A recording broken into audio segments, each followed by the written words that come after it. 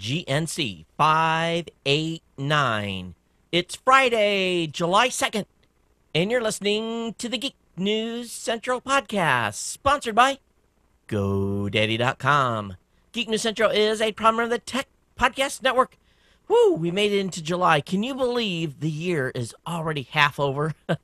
Wow, I got a great show for you. Lots to share. Prizes to win tonight. You need to stay listening. Don't go anywhere. Strap in. Here it comes.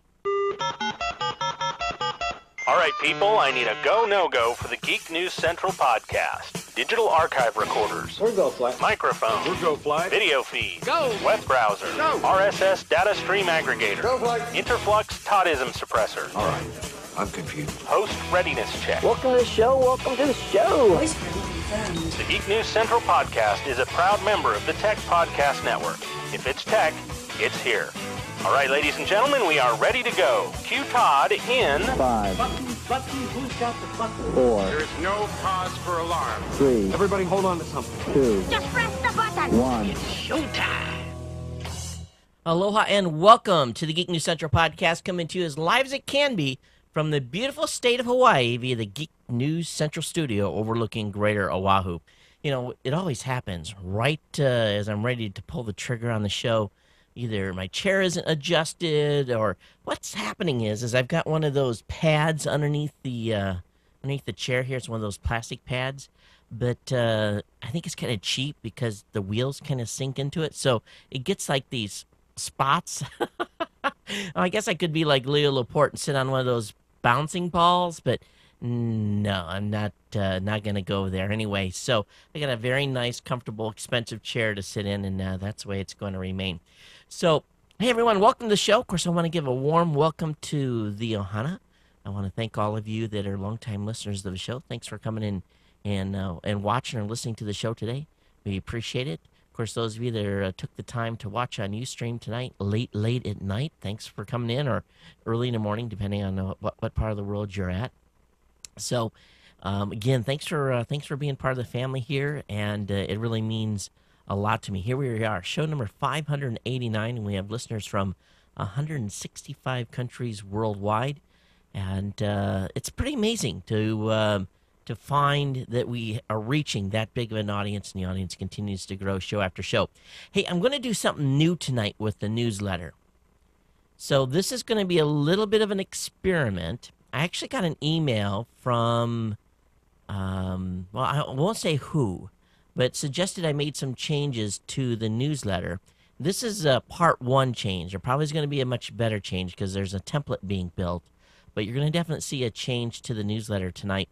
Let me know what you think. It's the very first time I've used this new service, and but we're going to be experimenting with it here for a little bit and see if I like it for about a month, and to make sure everyone's getting the emails. You need to let me know if you don't get the newsletter tonight. And we're going to be making a special offer to people that are also going to sign up for the newsletter as well. Now, the old newsletter sign up is going to remain for the time being, and then I'll just port things over if we decide that or if I decide that's what I'm going to stick with. But more importantly, if you're new to the show, you're going to want to get subscribed to the show. And really, it's very simple. Get over to geeknewscentral.com. Second column of the website, you're going to see an orange box. It's going to say subscribe. There's going to be a blog, RSS feed, a podcast, a video, and a special event feed. The feed that you're going to want to sign up for to get this show is the podcast feed. Now, you can sign up for the video feed. That'll get you the video portion of the show as well. This exact, if you're listening to this on audio, I've got the same exact version of this on video, me here in the studio. And of course, if you're watching us on the Roku or Boxy, thanks for coming out. I tell you, I've been experimenting with the video a little bit over the last couple of days, running some different encodes. So those of you that are on watching on Boxy or even on Roku, you're going to see a difference in the show today. So we'll keep our fingers crossed, and I'm going to run with that for a few times to see how that works out. Always tweaking things here a little bit over time. Again, get subscribed to the show, and that way you'll never miss a single episode here. Hey, I got a pile of stuff today, so I better hurry. I've got to have a whole bunch of things to go through, or we're going to really run long. I want to thank the sponsors, of course. This is the first show of a new month. I want to thank for GoDaddy for being here with us, really, from the middle of, I think, May Oh, yeah, May of 1985. So, going on a little over 5 years now. And thanks for GoDaddy for being here. And then actually this month is the 5th year of GoToMeeting being a sponsor here at the show as well. And that's pretty exciting. And we're starting a new quarter with them. They've renewed. And a matter of fact, there's a whole bunch of new shows that throughout the podcasting space that are on Citrix buys this month, or actually this quarter. So we're excited about that. I'll talk about that here in a few minutes. But definitely thanks to for GoDaddy for being a longtime sponsor here. You guys know they have the sustainment of the show. They help me keep the lights on and do the things that I do. And we really appreciate them. We appreciate you when you go over there and pick up GoDaddy products. I'll share some promo codes with you here in a few. And, of course, our newest sponsor, Matrix Direct. And you guys know I've been alternating Matrix Direct and the Citrix buy in here. But thanks for Matrix Direct for, again, sponsoring the show here this month. And we appreciate that. Okay, we're going to give away a prize. And the contest starts right now. But you have until I start the show when I record it Monday night. Okay, so if you haven't watched the show and it's the morning of July 5th and you're listening now, you need to respond immediately, okay? I'm going to be giving away a Lenovo A63 desktop computer with 2 monitors. All the software comes along. I think it's got Windows 7. It has Microsoft Word. It's a whole huge package of software that comes with this package. It's yours, okay? But I'm going to give you 3 ways to win. This is kind of cool, okay? In tonight's show notes, there's going to be a special survey link. Now, here's the thing that's cool about this survey. Now, while this survey is designed largely for people that work in businesses, and it may not completely apply to you, doesn't matter, but go through and do this survey, because let me tell you what you can win just by doing the survey. Now, this survey is sponsored by Ivy Worldwide, and what they're going to be giving away as well. Okay, so you've got a chance to, if you fill out the survey, you got a chance to win the Lenovo A63, but you also have a chance to win a Lenovo A70 all-in-one PC, an LG Bluetooth headset, LG Bluetooth stereo headset, or a LG Bluetooth solar car kit and emergency charger. There's going to be, that prize, the headset, the stereo headset, and the solar kit and emergency chargers. There's 5 of those they're giving away. Now, there's only 12 properties. Geek News Central is one of them. There's only 12 properties that are going to be going and filling out these surveys, okay? And I don't know how many people are going to apply, but it'll be a second opportunity for you to win. So if you go through and if you fill the survey out, it's 15 questions. It'll take you 2 minutes, 3 minutes tops. When you get to the end, do a screen capture of the last page. It basically says thank you. It's got a little logo on it. Email that to me at geeknews@gmail.com. That'll get you in to win the first time. I'm going to put you in one that's there. The second way to win is if you go to iTunes and do a review of the show. So when you're at iTunes, you can black out whatever rating mark you give me. And if you go and do an iTunes review and send basically proof that you've done that to me. And you can say whatever you want to say. I'm not going to be bad on you if you badmouth me. If you do an iTunes review, that's a second way. So send me a screenshot of that. And number 3, if you're signed up for the newsletter already, you're already entered once already. But if you're not signed up for the newsletter, sign up for the newsletter. Show me that you've done so by sending me an email with the email address that you signed up for in the newsletter, or tell me that, and I'll enter you a third time. And then on Monday, I'm going to pick one winner, and someone's going to walk away with a Lenovo A63 desktop computer with 2 monitors. So you got 3 chances to win by taking the survey. I'm going to have a link in the show notes, the iTunes review, and sign up. If you're signed up for the newsletter already, you're already entered. Okay? So add additional opportunity here by going ahead and sign up for the newsletter if you're not already. Okay, so that's what we're going to do for the contest. So that's what's going on. You're only going to hear it here. Okay, it's not going to be in the show notes. There'll be some mention of it, but you'll have to, other people will have to listen. But we'll give that away on Monday's show. So 4 days. That's it. That's all you got to react to this. So move out. Move swiftly. And geeknews@gmail.com, Lenovo A6, or just put A63 in the subject so that I know what you're talking about. Send me those screenshots, and that's basically how you get a chance to win. And there's a lot of people going to be out for the 4th, so probably not as many people would run this or go with this than they normally would. Okay, so let's go ahead and move on beyond the giveaway here. Talked a little bit about in the last show investment in the show. Now don't get me wrong, you guys know I have advertisers in the show, but what we're planning to do with the studio is a significant investment. And I'm looking to, over the month of July, and I'm just going to cover this real heavy once today, and then I'll mention it a couple times throughout the rest of the month. We're going to set up a special program this month for the Geek News Central Insider. And what's going to happen is if you donate $100 to the show, you're going to become instantly, obviously, an insider and will be listed on the insider list. If you give $250, we're going to give you $50 in credit on the Ohana store, and then you'll you'll be listed on the insider page with a link back to the website of your choice. If you give $500 to the show, we're going to list you in a special section of the insider page and give you a link back as well. But here's the granddaddy of them all. Now, if anybody donates $1,000, your website and lights back here, okay, behind me, for 90 days. You're going to get a spot's going to rotate through. You're going to get a link on the insider page, and you're going to get a special mention in the show notes for a whole month.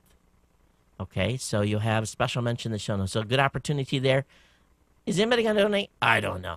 But here's the goal.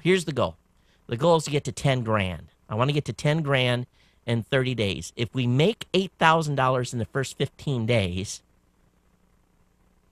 I won't have to trade in the TriCaster. I've been in talks with Andy and Jeffrey that we really want to reserve that other TriCaster that's here in the studio right now as a unit that will be available to send to Tech Podcast team members, and we'll be able to go to events. So the goal is if we can get to $8,000 in 15 days, because that's really what I have. I have about a 15-day window before I have to turn this thing in and get my credit. But if we can work, because that's what I was going to do, because I'm going to cover the rest. And let me show you guys what I'm buying for the studio, so you guys know what this is going for. Those of you that are up on, we're buying a TriCaster TCXD850. It's an 8-channel HD portable live production unit. And it's part of my big plan to really expand the show. And if you're seeing the price tag on there, you know why we're having the fundraiser. I am going to buy this, and I hope you guys can help me with the raising some money to offset some cost. And if we raise $8 grand in 15 days, I will essentially will keep the old one. And so that's the goal. So if you feel up to it, those of you that are already on the insider, those of you already contributing, I don't expect you guys to give anymore. You guys have already giving. Thank you for your contributions monthly already as well. So it's just a special deal for this 1 month. Okay, new items in the Ohana store. And I actually owe a message back to Sam over at, because he was the winner on our last show, the live.geeknewscentral.com design. We got to send him an email tomorrow on what we're going to do there. Also looking for inputs on show 600. And what we're going to actually be changing at show number 600. We're 11 shows away from show 600. Don't forget to go over to geeknewscentral.com/offers, geeknewscentral.com/insider to find out how to donate for the insider promotion. Of course, geeknewscentral.com GoDaddy for all your sponsor codes, and cafepress.com/Ohana store. And of course, really, what really pays the bills right now, even amongst this purchase that we're planning to make, is really the sponsor. GoDaddy.com if you're looking for a domain name, virtual dedicated server. Really, that's the place to go to pick up domain names. And the prices are up, but I've got the new prices listed on the website. $769 is the new discounted cost using ComSale. I tested that this morning. Promo code Todd will save you 10% on non-domain orders. Todd20 will save you 20% on a 1-year shared hosting account.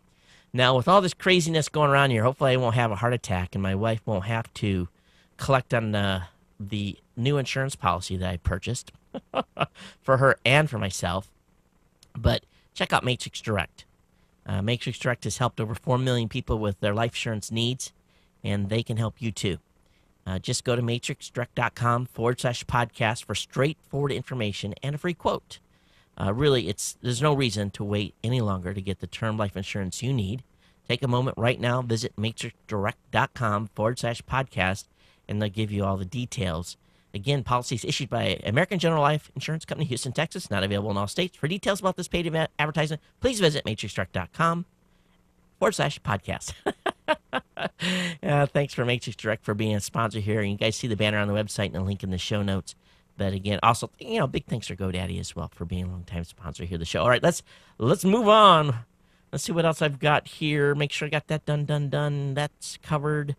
There was one thing I was going to talk about. I guess quarter 3. This has just been a week of me not getting any sleep because I've been up late taking care of really all of the getting everyone launched for quarter 3 advertising, and it's been pretty nuts. It really has. So anyway, enough on that. Let's get into the tech, and we'll leave behind the special promotion stuff going on and move into the regular content here. Hey, before I do that, let me go ahead and just flip this. For those of you that are on watching on Boxy, let me actually take this overlay down. If you haven't seen the Ohana store, here's, just look at all the stuff. We've got GNC logo jerseys, T-shirts. We got Insider T-shirts, hats, mugs, the Ohana, all kinds of great stuff in here. This is great. And Sam has done all this. He takes care of the Ohana store and cafepress.com Ohana store. There's probably 100 items in here now. He's really expanded and added a whole bunch of stuff in there. So Sam and I are going to be collaborating on some other stuff. He's got some ideas on helping the show out too. So we'll be talking about that. All right, let's get right down to business. Hey, Firefox Home has been submitted to the Apple App Store. What do you think the chances of this being approved?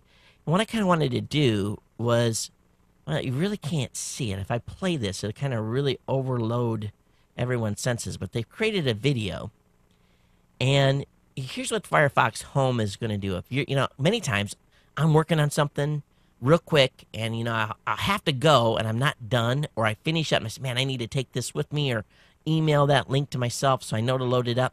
Well, if you bookmark a page in Firefox, you're going to be able to access that very easily.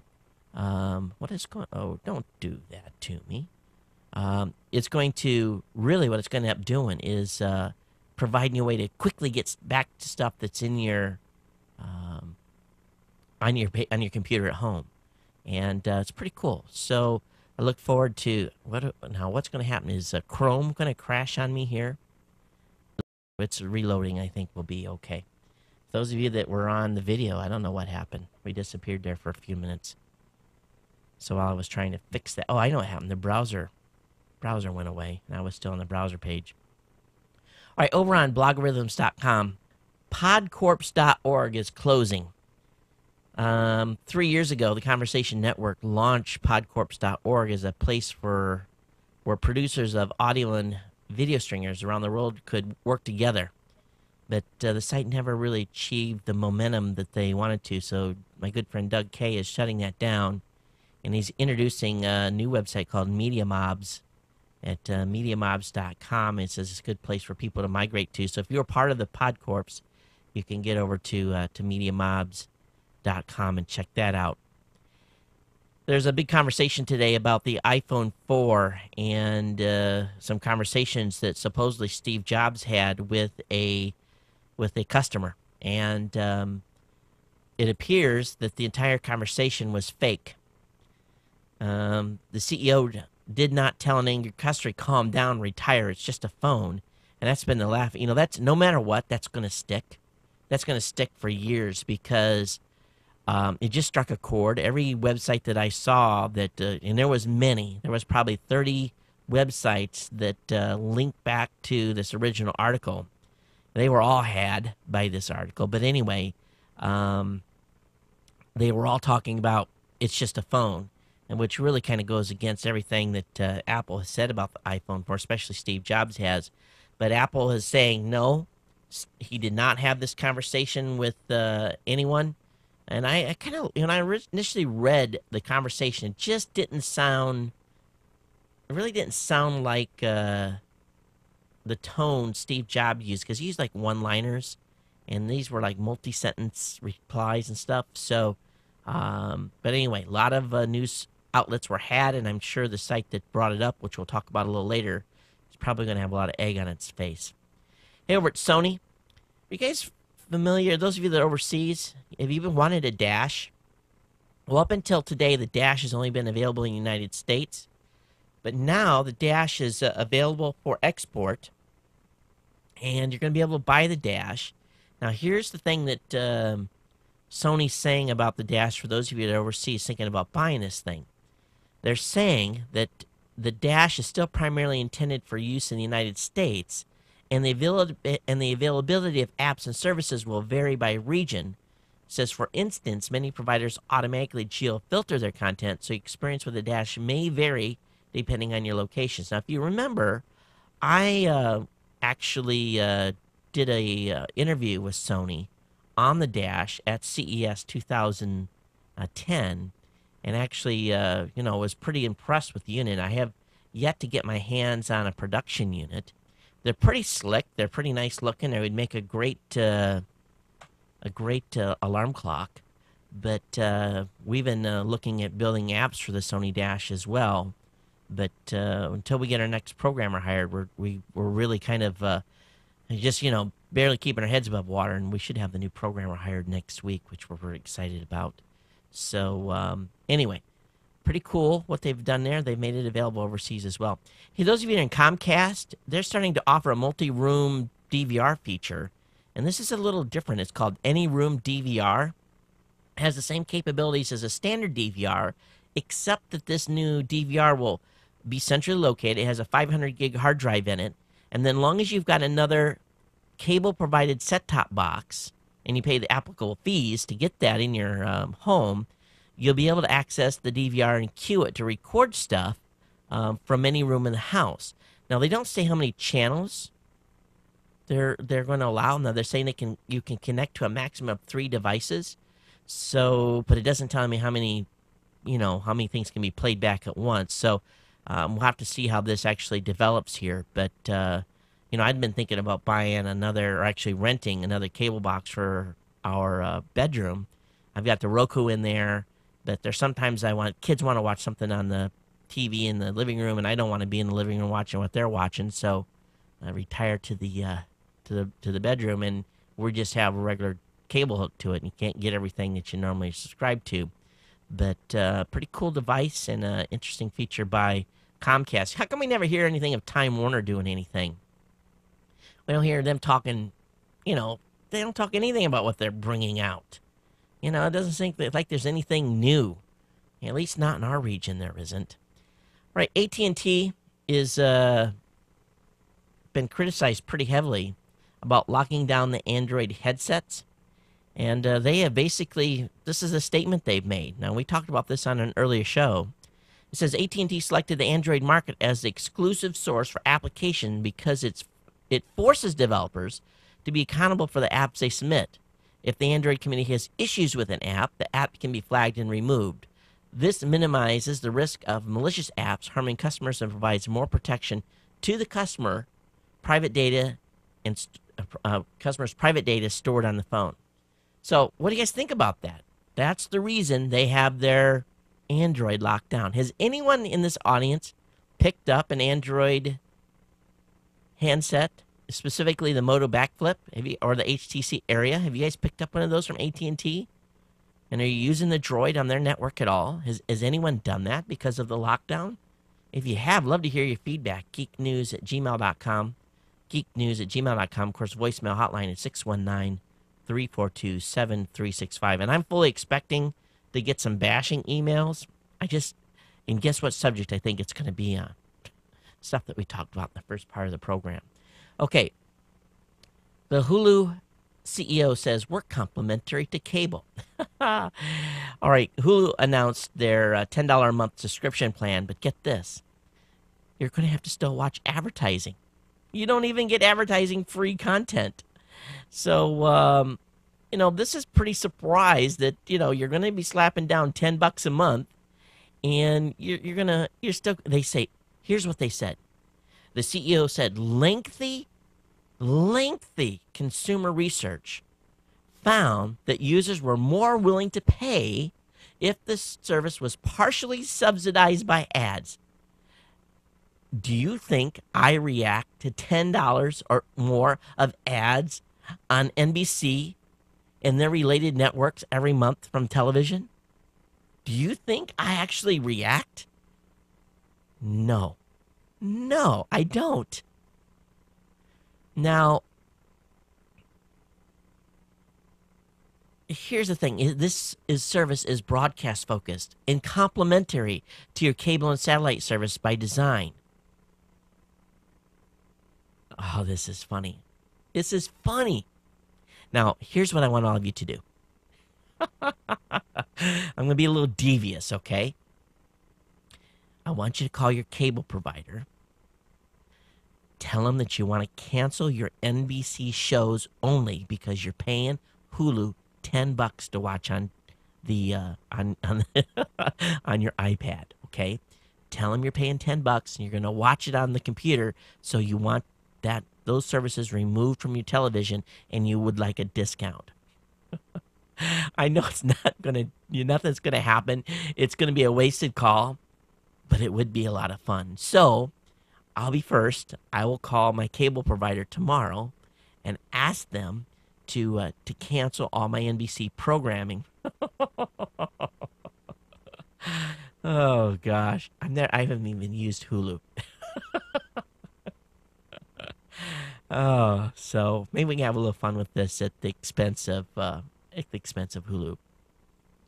Or you guys know I'm a big fan of flip video cameras. I think I've got 2 or 3 of them around the house here. A couple of them were provided by Flip, but Cisco bought Flip some time ago, and Cisco is saying that a Wi-Fi flip camera is going to be available by Christmas, and it wants to integrate those products with Apple's FaceTime. So I don't know how exactly they're going to do that, but I think it'd be very cool to have a Wi-Fi flip. And the problem is, what we found with the flips is they're great cameras for doing, kind of little videos. The sound in them is not that great, but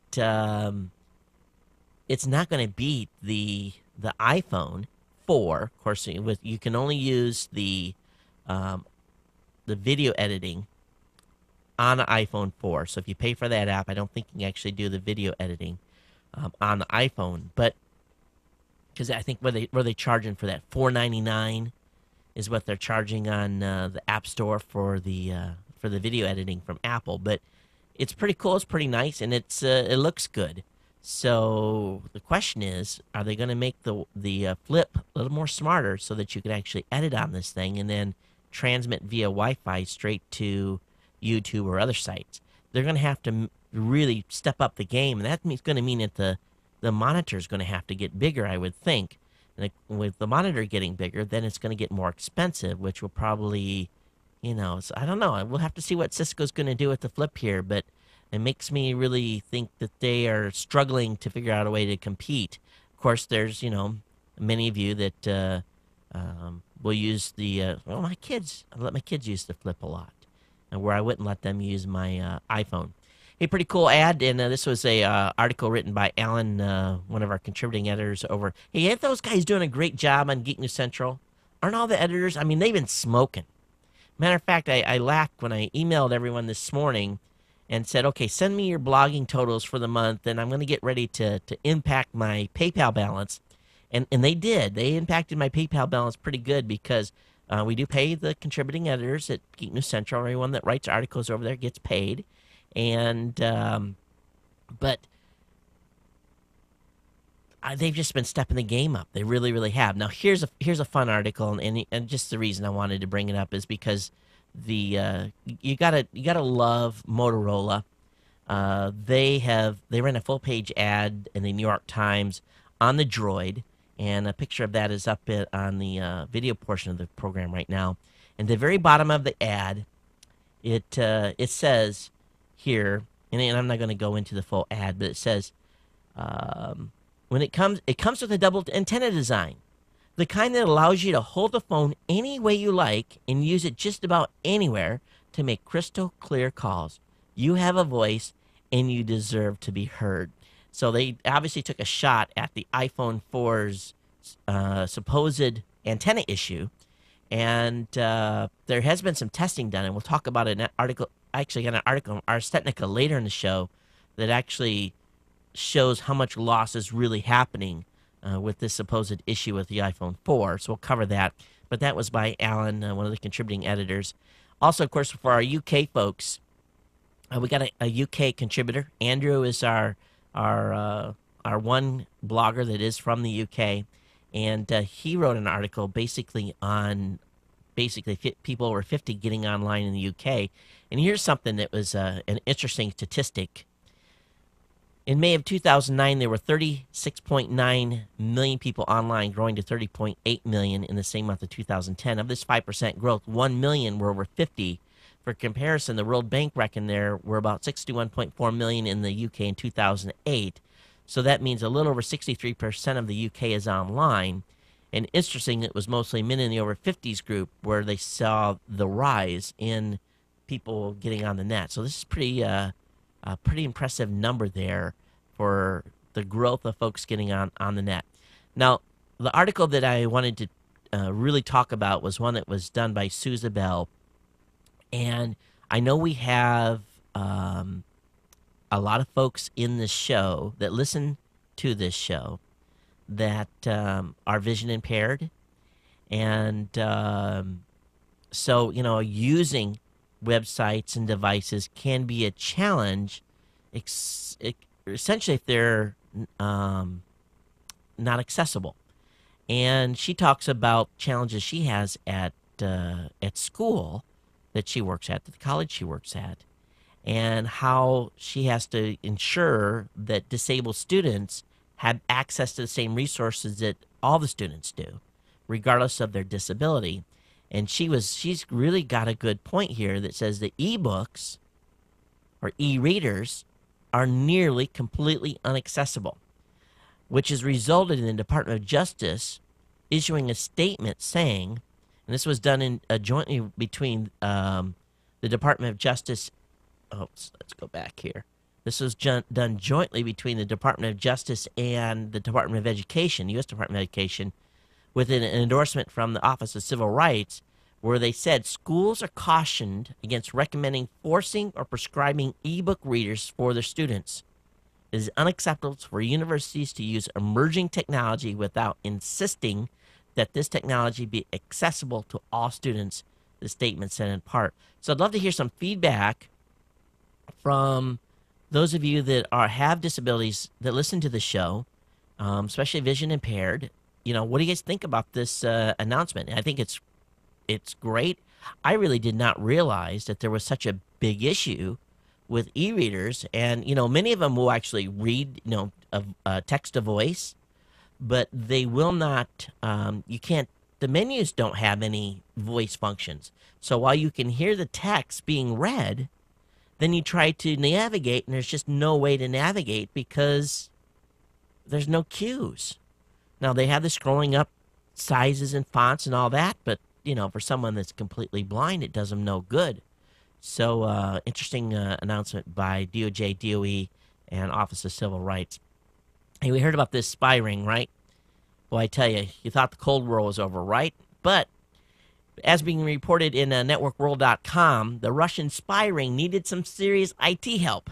And I'm going to quote here, the Russian ring charged this week with spying in the United States faced some of the common security problems that plague many companies.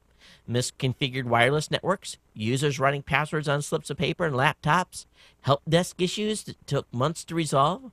In addition, the alleged conspirators used a range of technologies to pass data among themselves, and backed their handlers, including PC-to-PC open wireless networking, digital stenography to hide messages and retrieve them from images on website. And, I guess when the FBI was imposed in doing search warrants, and I don't know if they were going into these folks' homes without telling them or how this all went down, but they found like pieces of paper with passwords on and special key combinations to get into special sections of their computers and so forth. But it's pretty funny to read through this. I guess the Russian ITs have the same problems that many American IT agencies do with, can you imagine that you're a spy and you have to have tech support? Oh, that's just, to me, that's just, it was the hilarious portion of it. Now, obviously, what they did was, or what they've done is wrong, and they're going to pay the price. And too bad, I'm not very politically correct, I guess, when it comes to people spying on the United States. I think there's one punishment that fits, but obviously I'm not in charge of writing that law. And but we'll see what the courts do with these folks and how they're found guilty or not guilty. But I guess everyone has a presumption of innocence, and we'll see how we'll see how the courts do it. But it doesn't look good for them. It really doesn't. All right.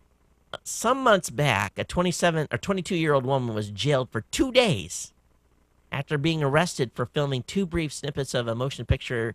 I guess what did she actually film? She filmed Twilight. Of course, that's, I guess the sequel to that or the prequel or whatever's out now, and everyone's going crazy. Well, I had asked my kids about it yesterday. What is this? And they rolled their eyes and told me what Twilight was about because I haven't seen it. And but anyway, she was jailed for 2 days because the movie theater was trying to collect on a $500 reward from the MPAA. When the police hauled her away and called the MPAA and asked for guidance, the MPAA said, well, delete the videos and cut her loose.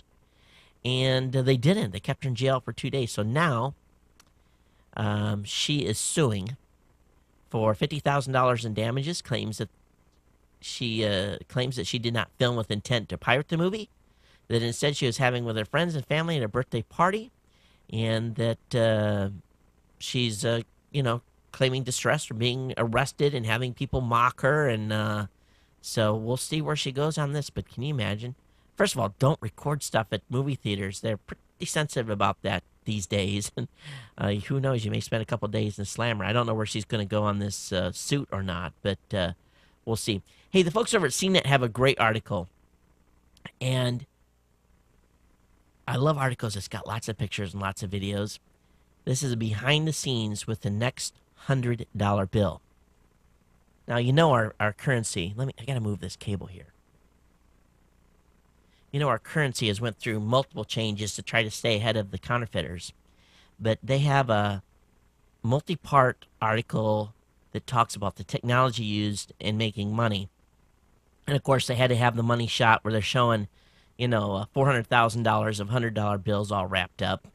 But this is a pretty good write-up. And if you've never had a chance to go to the Mint, and I recommend this. If you are in Washington, D.C., you can take a tour of the Treasury, and you'll actually be able to see behind glass walls money being printed. And it's always fun to see, a big, you see in these movies where like they're in casinos and you see just racks full of cash. And you're thinking, oh, if I could just have a handful, right? Well, you can go to the Treasury and you can go to the Bureau of Engraving and Printing and actually tour. And then you can actually, you're not going to be up close like this guy has, but pretty cool stuff here. But a link will be up in the show notes.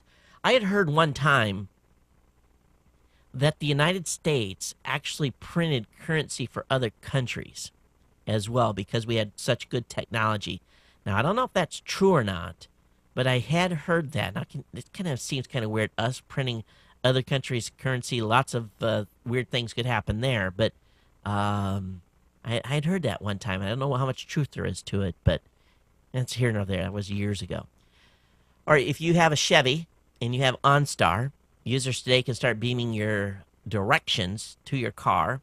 And so this is called eNav. It's a feature now that's fully operational. So again, if you got an OnStar enabled GM vehicle, a model year 2006 or newer, you can search for a destination in Google Maps and then have it sent directly to your car.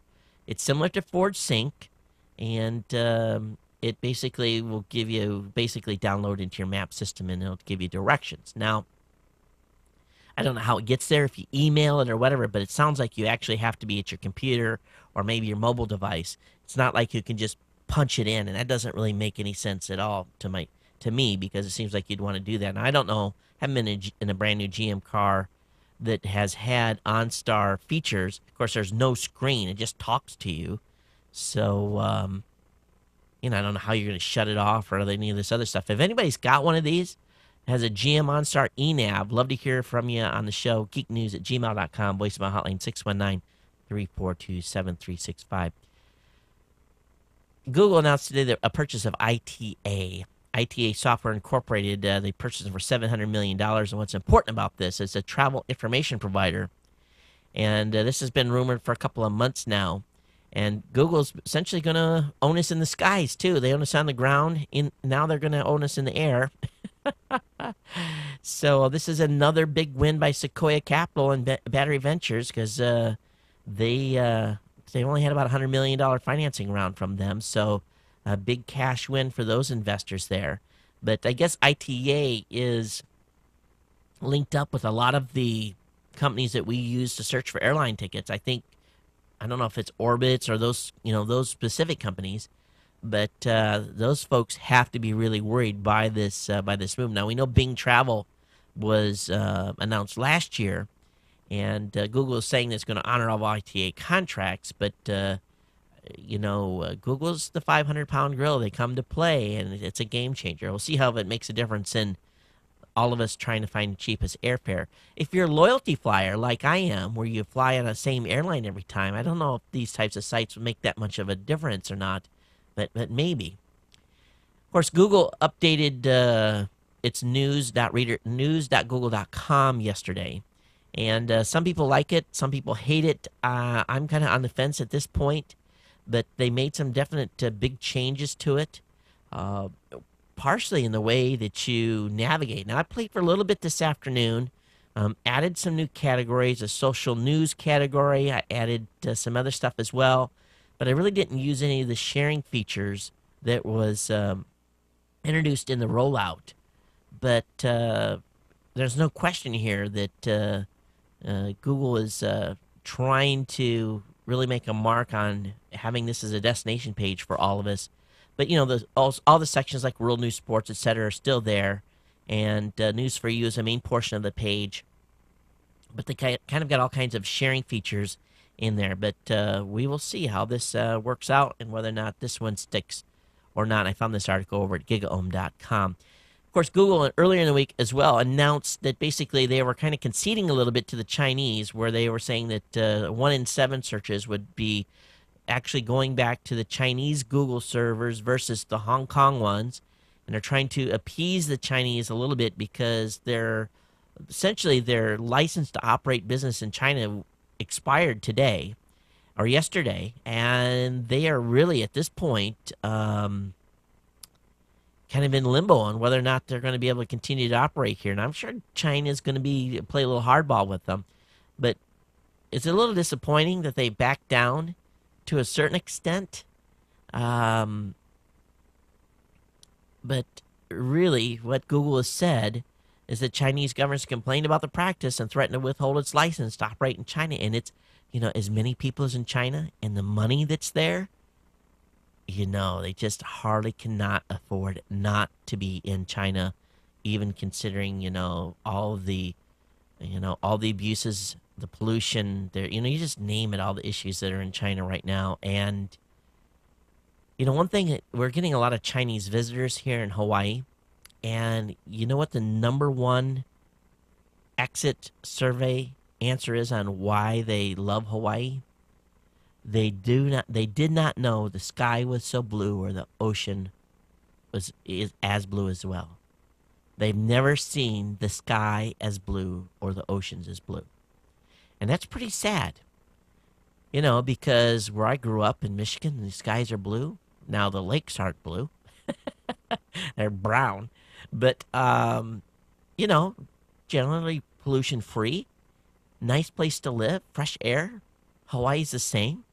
But if they have never didn't know that the sky was blue, that blue, it tells you how bad it is over there pollution-wise. So that gets off my topic here, but what do you guys think about Google making its shift here and kind of reversing course to try to keep their foot in the door over there? Love to hear your feedback. Again, email me or the voicemail hotline's open 24 hours a day. Over on Robin Good Master New Media website, he got a good article here on why website speed and page load times are so important to your online readers. And I think probably Geek News Central doesn't load as quick as it should because we drop a lot of video in and a lot of graphics, and I'll have to look at ways to increase the load speeds because Google is now ranking websites depending on the speed that your pages take to load inside a web browser. Response times to your website is important, so we'll have to see how this how the GNC website fares up. But you guys like to see pages load fast as well. But when you got a lot of stuff going on, that takes a little bit to load those pages. It really, really does. So I'll have that link up in the show notes for you, too. Hey, many of you that were on the newsletter probably watched the video that I provided for you, the iPhone 4 versus HTC EVO video. Well, the individual that created that video was working at Best Buy. And I did say was working at Best Buy because he's been put on administrative leave. Apparently, Best Buy is not very happy, even though there was nothing in the video that indicated it was related to Best Buy. And he is being threatened with termination. So I guess this 25-year-old individual based in Kansas City, Missouri, has been working for Best Buy, but now is suspended. I don't know how they're going to be able to fire him. I guess unless it's a right-to-work state, I don't know. But I'm sure if they do, I'm sure he will sue.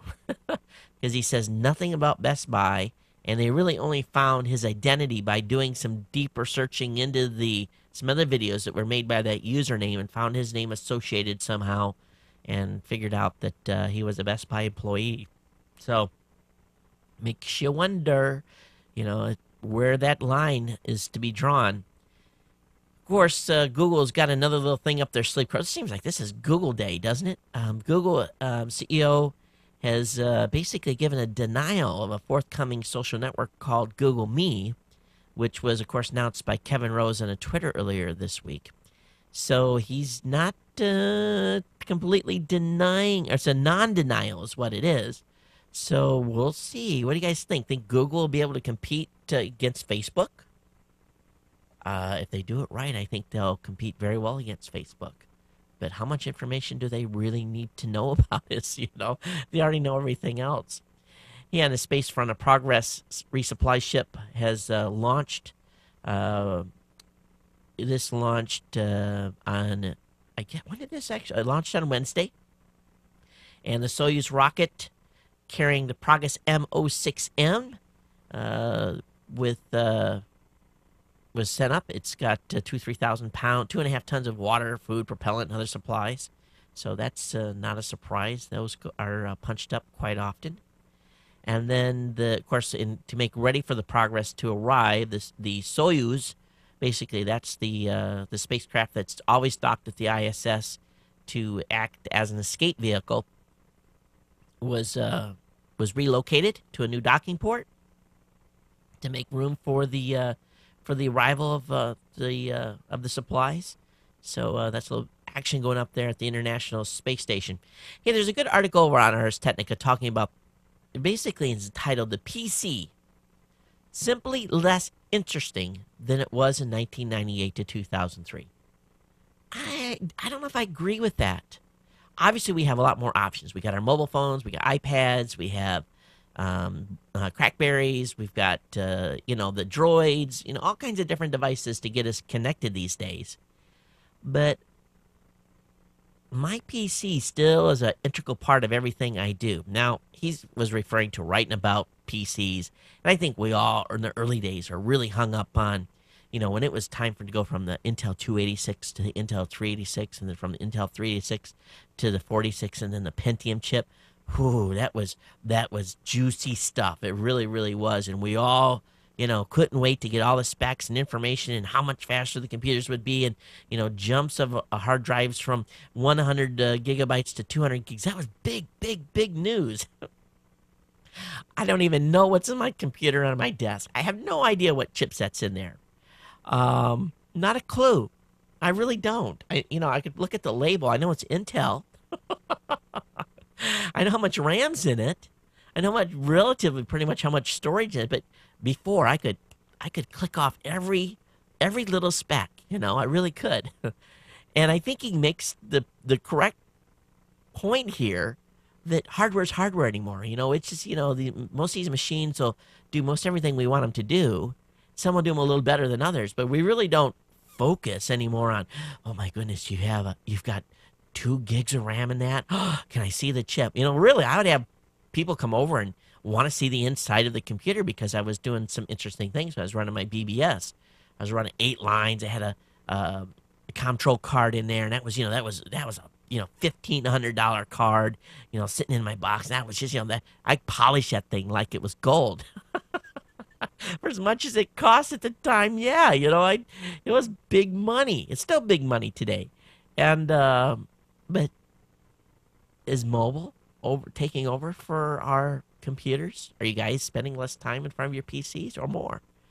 So, love to hear your info on that. Okay, we talked about iMovie. I should have said that earlier. iMovie for the iPhone 4, and haven't talked about that very much at all.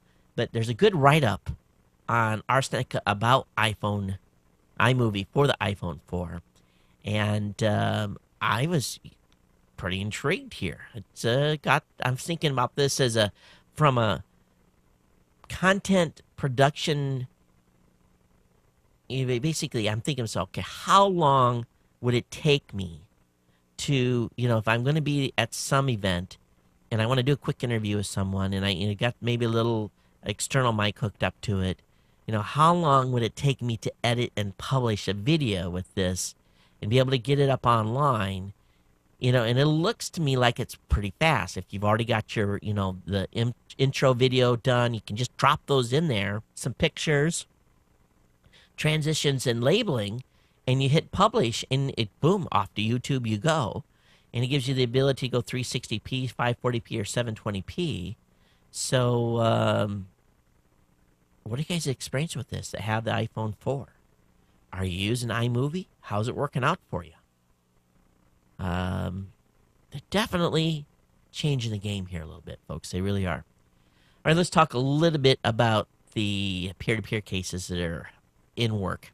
As you guys know, that the Electronic Frontier Foundation, the ACLU, I'm normally not one to be a big proponent of ACLU, but the ACLU, EFF, Time Warner squared off against the Thomas Dunlap of Dunlap, Grubb, and Weaver. This is the firm behind the U.S. Copyright Group. Isn't that a nice name? I think I'm going to name one of my companies something similar like that, and it just sounds like it's a government agency, but it's not. But that the U.S. Copyright Group has really been the one that's been responsible for sending out 5,000 plus lawsuits against folks that were downloading the Hurt Locker or even video games from German developers. But there was basically this big court hearing, and really what ended up happening was that they really took a hit here. The EFF did, ACLU, everyone pretty much lost any argument that they put in front of this judge. The only difference that is going to be played out in these lawsuits is that the judge is not going to put an end to the subpoena process. He is going to call a halt to subscriber notifications in the 2 of the main cases until all parties can agree on some sort of text, some sort of write-up that's going to be sent to those that are affected. the ISPs are not going to send notices to their subscribers until this text is worked out.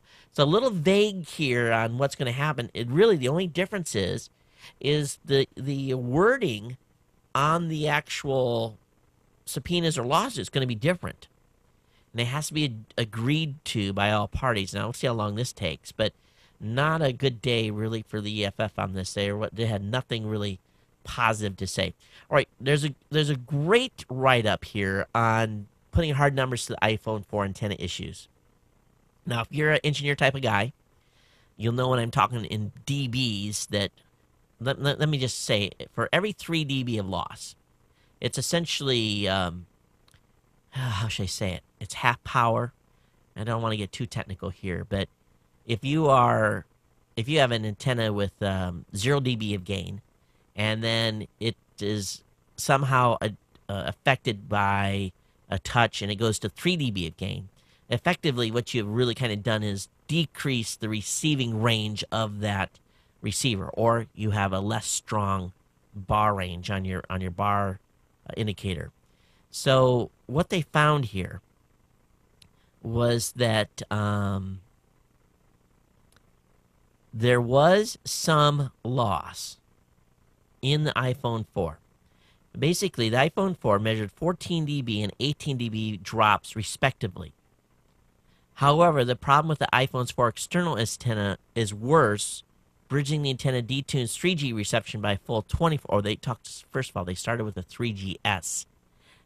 Now, when coupling an iPhone 3GS or Google Nexus 1 in the manner that caused a problem with the i4, with the iPhone 4, they measured 14 dB and 18 dB drops, respectively. So the other phones, the iPhone 3GS and the Google Nexus 1, was 14 and 18, respectively. So they saw a drop in reception. That's considerable. So this is affecting 3GS and the Google Nexus. Now, when they looked at the iPhone 4, by bridging the antennas and the way people are experiencing, it detunes the 3G reception by a full 24 decibels.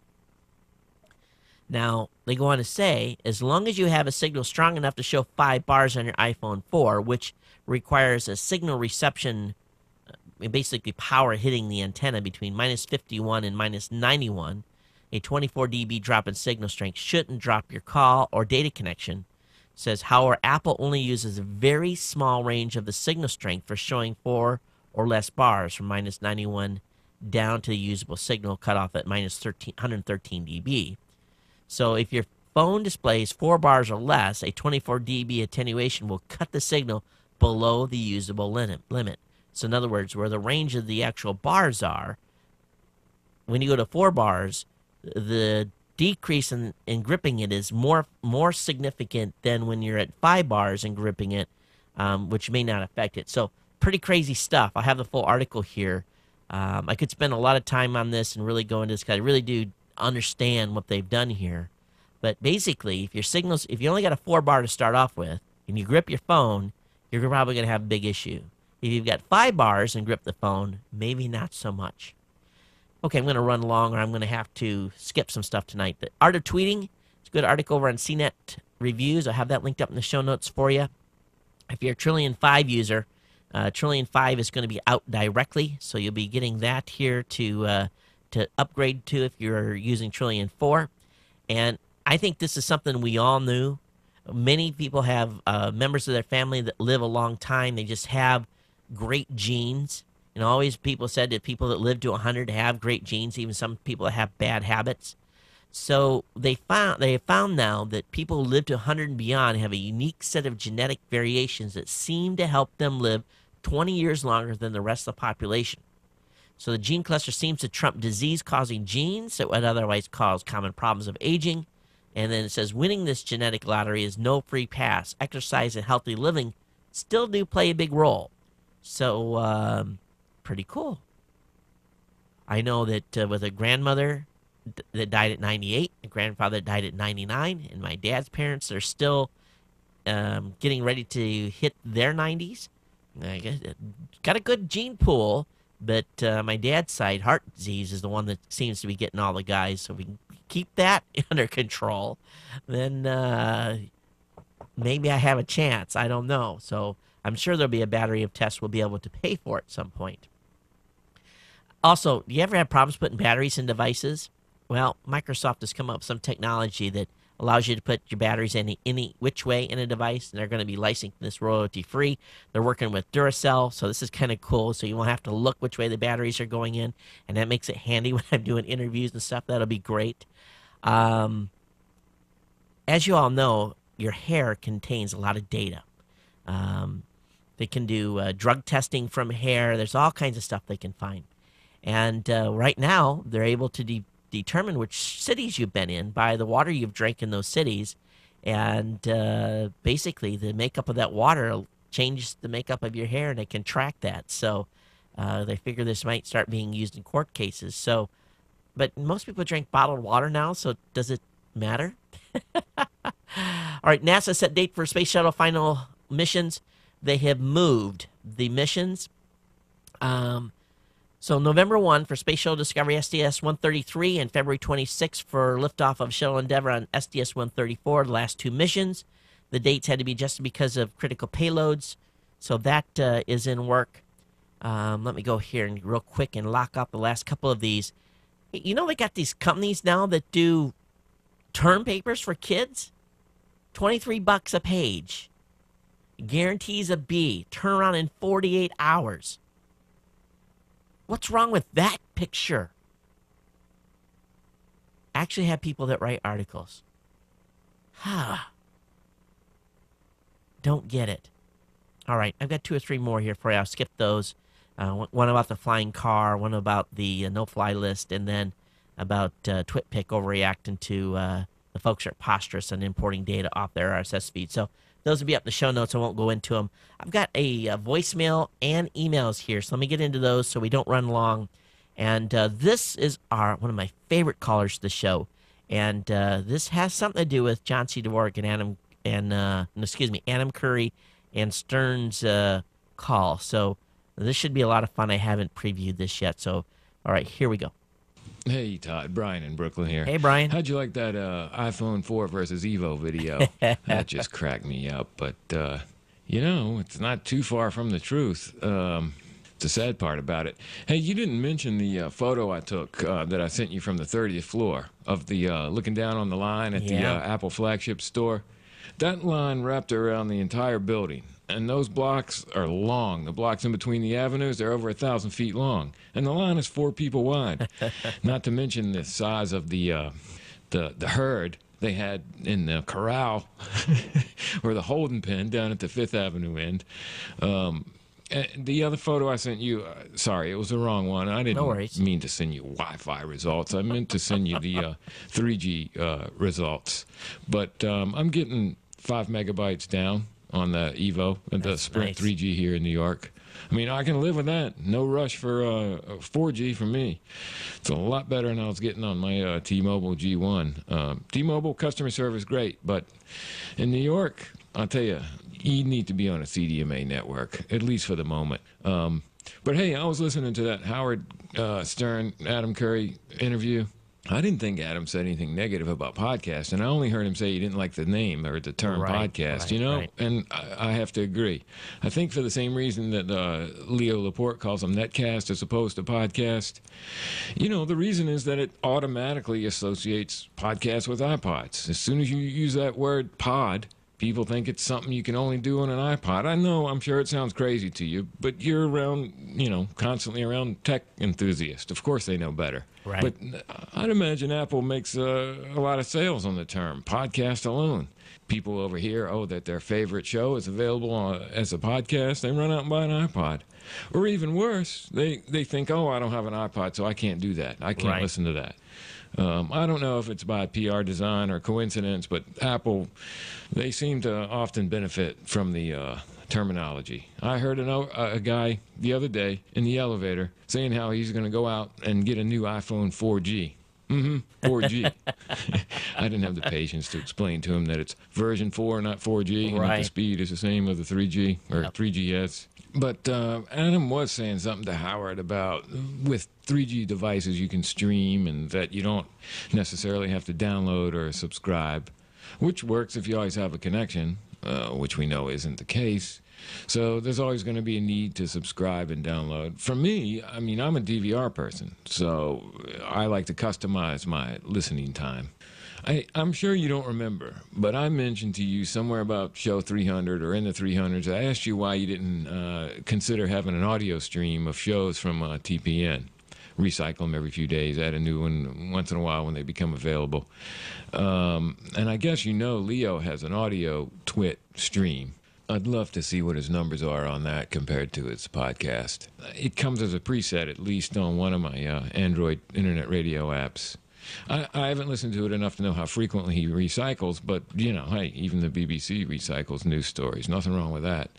I would imagine that with all the content over at Blueberry, you could probably set up a few streams with different genres or categories. Probably enough material there to keep it pretty fresh. You know, Todd, I think it's a difference between recording something on a VCR or channel surfing. And, you know, people are lazy. I don't think subscribing to a podcast is quite as mindless as a DVR yet. But, hey, that would make a nice UI for a podcatcher, wouldn't it? If it had a grid like a DVR program guide. All right, that ought to keep your brain busy for a couple minutes. Aloha. Boy, that was a data dump, wasn't it? Thanks as always, and good points. You know, we've done the live stream thing before where we cycled stuff through at Tech Podcast, and it got pretty good traffic. You know, what it ends up being is just not enough CPU cycles. You know, the team at Raw Voice continues to be pretty small. We've done that to stay profitable and to lean, mean, and be able to move fast. So that's a challenge with that, and being able to do all the additional genres. We're obviously focusing a lot on video, and audio is still the core, and that pays the bills.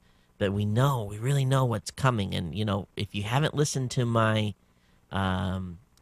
my part on OTT in the roundtable I did last Saturday, and it starts about the 20-minute part, you should go over to techpodcast.com and listen to that roundtable and watch the video and look at my slides, and you kind of get a little bit of an insight into where my brain's going on all this.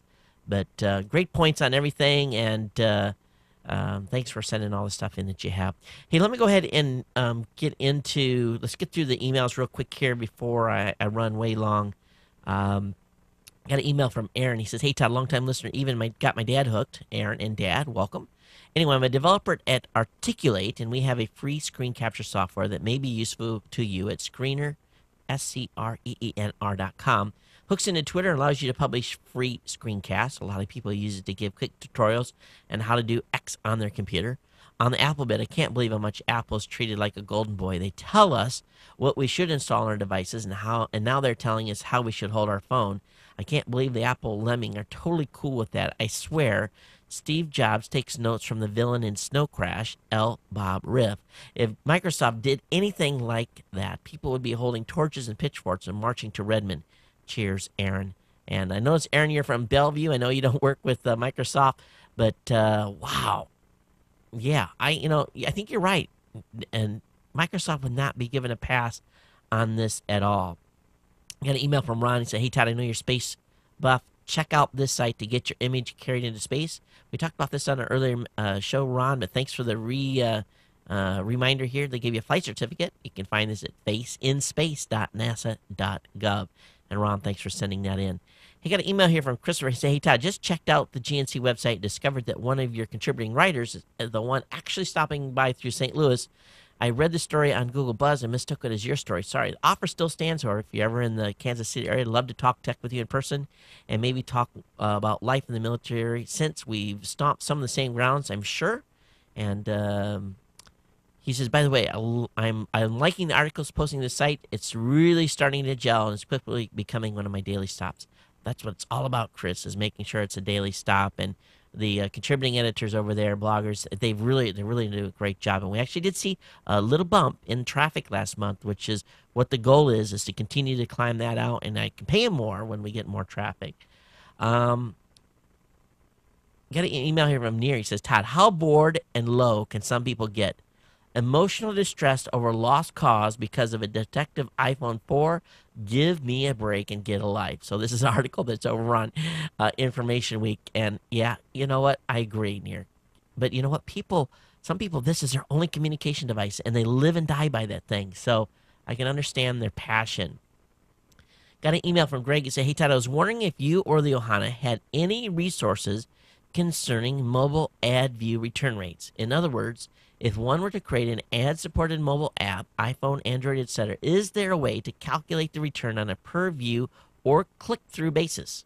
I know slightly more than zero about this and would appreciate any articles or web resources about this, Greg in Austin. Hey, if anyone's got any help on that, we can help Greg out, email me. We'll share it with him, okay?